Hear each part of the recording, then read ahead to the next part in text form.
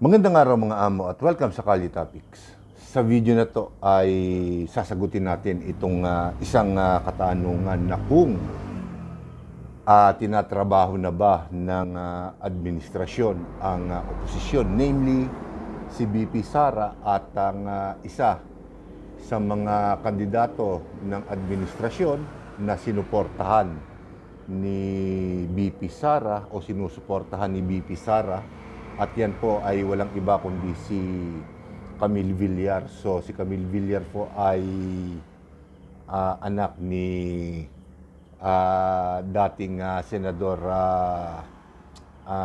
Manny Villar. So alam naman natin at nabalita na sa ating mga telebisyon na si BP Sara di umano. Sabagay si BP Sara naman ang nagkumpirma nito na di umano meron siyang balita na siya na raw ang isusunod na ipahuhuli ng ICC. At si Camille Villar naman ay hindi lang si Camille Villar, kung hindi ang halos buong pamilya nila dahil na-involve sila o na-involve ang isa sa mga negosyo nila, ang Prime Water dito sa Bulacan, na kung saan ay pinaiimbestigahan ni Pangulong Bongbong Marcos itong mga reklamo di umano ng Prime Water, yung mahinang serbisyo at kung ano-ano pang mga reklamo. So doon sa katanungan na kung tinatrabaho na ba ng administrasyon ang mga manok ni BP Sara at maging si BP Sara, well, sa tingin ko napakalinaw naman na sagot. At totoo naman na siyempre tinatrabaho na sila dahil eleksyon na at ang lahat ika nga ng pwedeng magamit laban sa iyong katunggali sa politika ay gagamitin mo. Natural lamang po yun, siyempre. At vice versa rin naman, gumagamit din naman ng ibang mga taktika si BP Sara laban sa mga administrasyon o laban sa administrasyon at maging sa mga kandidato nila. So, kung uobserbahan natin, siyempre lahat yan malamang itanggin nila pero politically motivated naman yan. Alam naman natin na si BP Sara ang isa sa mga prominenteng pangalan sa ating bansa na kung saan napakalaking impluwensya ang kanyang naihahatid sa sino mang mga kandidato, mapalokal man o national, sa kanilang kampanya. So malaking malaking tulak, malaking boost sa botante kung mai-endorso ka ni BP Sara. At siya na rin nang nagsabi na may mga kandidato pa siyang susuportahan sa mga susunod na araw bago ang eleksyon. So malapit na yan, mga 2 linggo na lamang at tayo ay sabay-sabay na pupunta sa ating mga presinto para bumoto. So, dito muna tayo sa issue patungkol kay BP Sara. Sinabi niya na may mga info siya na at very reliable daw na info na siya na raw ang isusunod na kakasuhan at huhulihin, ipapadala sa ICC. Sa tingin ko ito parang, siguro hindi masyadong makatotohanan ng konti dahil unang-una, napahiya na ang judiciary system natin at maging ng ating pamahalaan nung ibigay nila si dating Pangulong Rodrigo Duterte sa ICC para linisin. At sa tingin ko ay hindi nakakayanin pa ng administrasyon maging ng judiciary system natin ang isa pang malaking kahihiyan dahil ipagpalagay na natin na may mga kaso na isinampa o isasampa laban kay BP Sara. Sa tingin ko, ang pinaka-appropriate na dapat mangyari dyan is dito siya litisin dahil crimes against humanity rin ang binanggit niya na ikinaso sa kanya o ikakaso sa kanya, pero hindi naman malawakan kasi kung i-oobserbahan natin, kung tutuntunin natin yung sinasabing may kinalaman si BP Sara sa mga patayan sa Davao nung siya ay mayor o vice mayor ng nasabing lugar, ay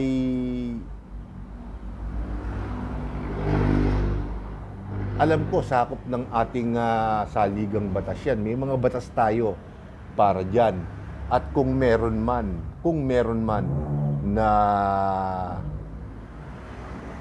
tinatawag na kaso laban sa kanya, marapat na dito siya litisin, dito siya hulihin, na siya naman parang nakikita ko na nangyayari dahil inimbitahan daw ng piskalya ng NBI si BP Sara o nagsampa ang NBI ng kaso laban kay BP Sara tungkol dun sa ginawa niya nga pagbabanta noong Pebrero kay Pangulong Bongbong Marcos, kay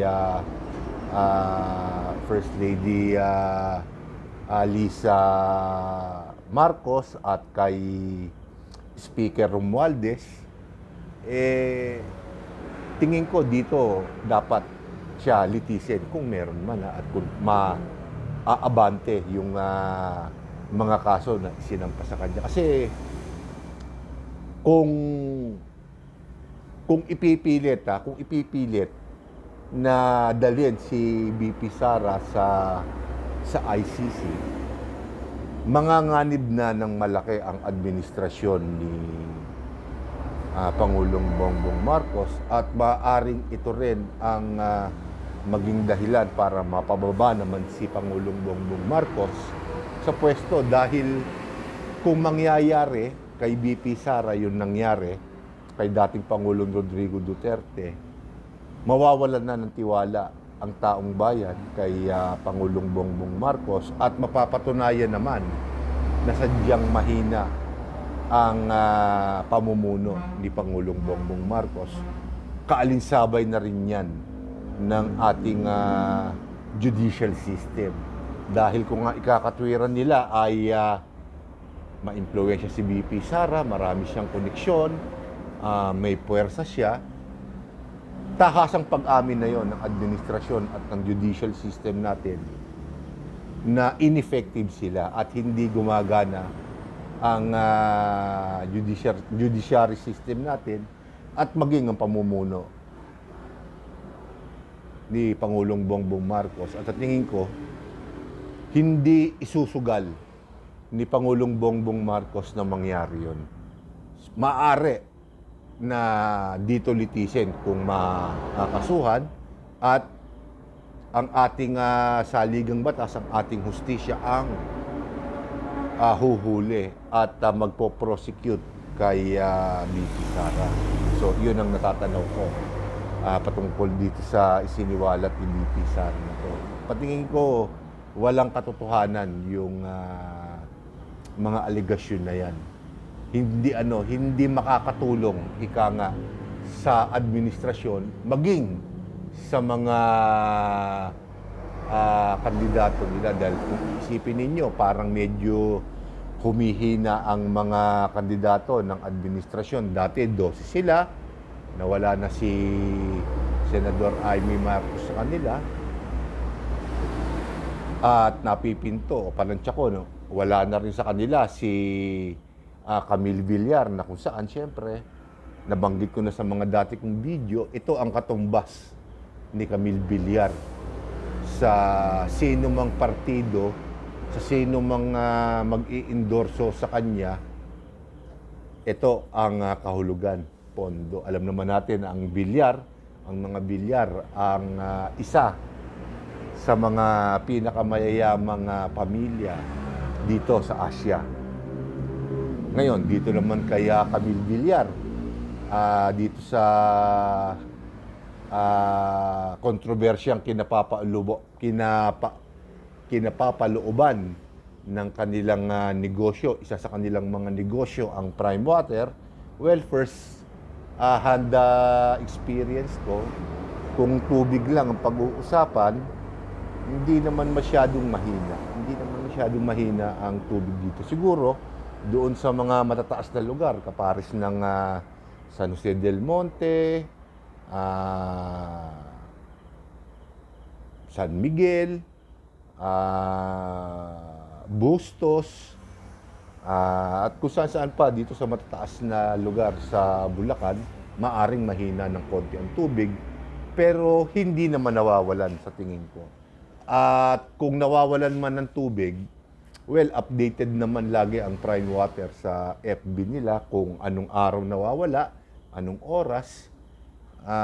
Siguro baka kung iimbestigahan doon sa presyo.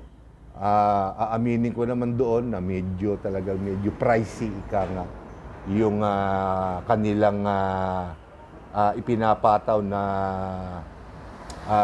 presyo sa kanilang tubig per cubic meter. Medyo mahal nga ng konti. So, pero pagdating naman dun sa serbisyo, wala naman tayong masyadong reklamo. Siguro sisilipin nila yung ika nga kung malinis ba yung tubig, kung well-maintained ba yung kanilang linya.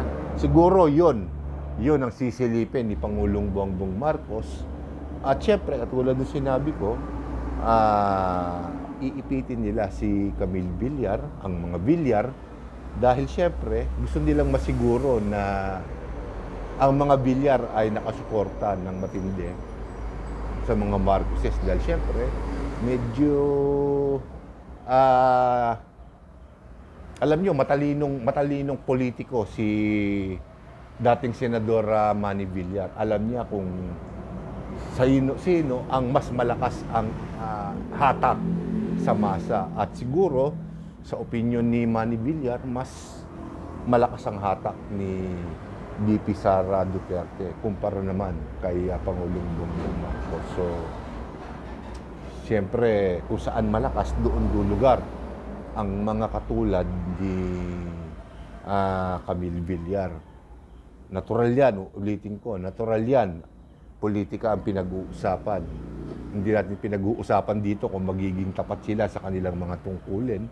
Ang sinasabi ko lang, kung sino ang makapagbibigay sa'yo ng mas magandang suporta, nakatumbas ay mas malaking boto, doon ka. At itong mga tirada ng inyong mga kalaban, kinakailangan mong tiisin.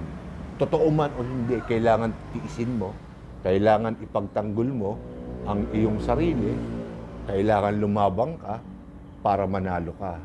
Ganyan po ang politika. Sad to say, pero marami talaga ang politika. Nagtataka na lamang po ako dito sa mga politiko natin na to, ginagawa pa tayong mga tanga at mga bobo. Ang totoo, alam na nating lahat yan.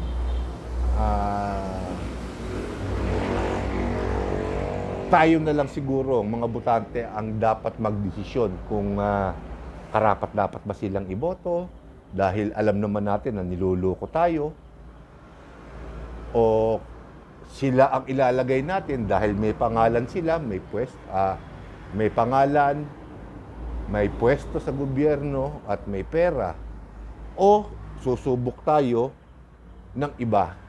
Kumbaga, bagong muka, hindi dahil may pangalan, dahil ika nga may kakayahan naman. So, nasa atin. Ano't ano man ang mangyari dito sa eleksyon na to, ang magdurusa, ang makikinabang neto ay taong bayan.